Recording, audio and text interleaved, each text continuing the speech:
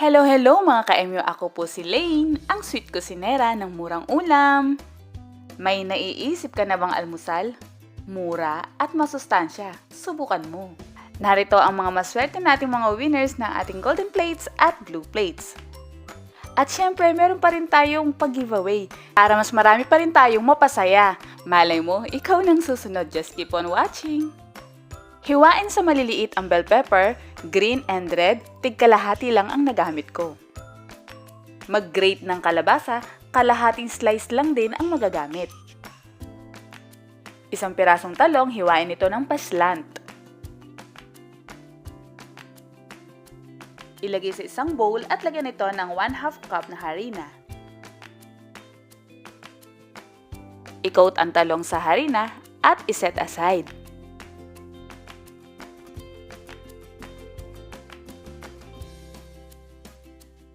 Balikan natin ang naiwang harina, lagyan ito ng asin at paminta. Lagyan ng tubig paunti-unti hanggang sa makuha natin yung consistency. Mga ka-MU, ilalagay ko po sa description box ang complete list of ingredients and measurement nito. Yan, ito tama na ang lapot nito. Iko-coat natin ang talong ng ating nagawang butter.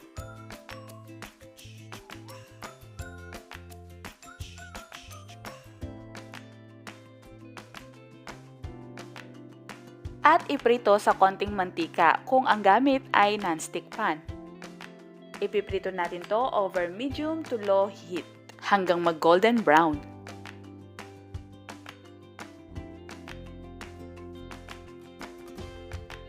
Pag nag-golden brown na, baliktarin.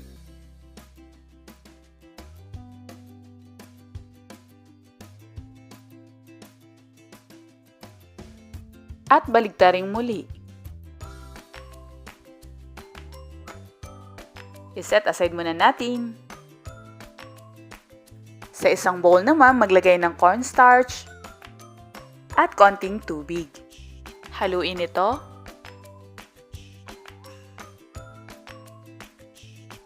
At mag-crack ng 4 na itlog.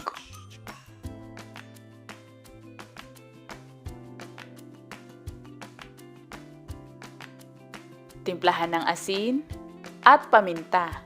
Maaari nyo lagyan ng iba pang paborito ninyong pampalasa, tulad ng oyster sauce, garlic powder, at iba pa. Ihalo na dito ang ginadgad na kalabasa. Haluing mabuti. At ibuhos sa ating pan kanina. Takpan natin hanggang medyo maluto ng konti. At i-arrange sa ibabaw nito ang ating talong.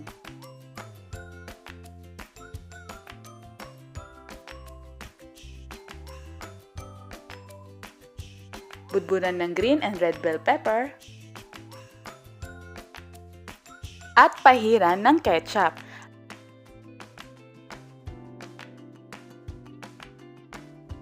Takpan natin hanggang maluto ang itlog. Mga ka-MU, maaari naman kayo magdagdag ng iba pang pampalasa.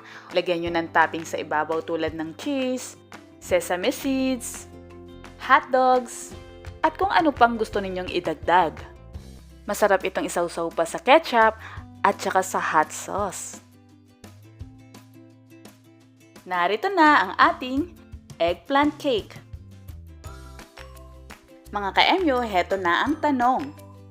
Kung ikaw ay magluluto nitong recipe natin ngayon, ano ang iyong ilalagay na toppings sa ibabaw? Walang maling sagot, kaya i-comment mo ang iyong sagot at dapat i-share ang video na ito ng nakapublic para makita namin.